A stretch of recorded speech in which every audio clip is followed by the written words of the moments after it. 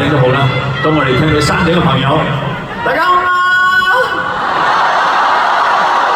冇錯，咁就全場啦，都係會叫好噶。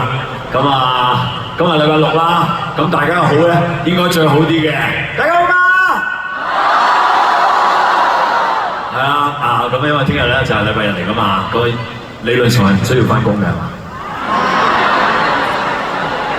有人要翻工咩？冇就好啦，咁今晚咧就可以盡情咁去癲一晚啦，好嘛？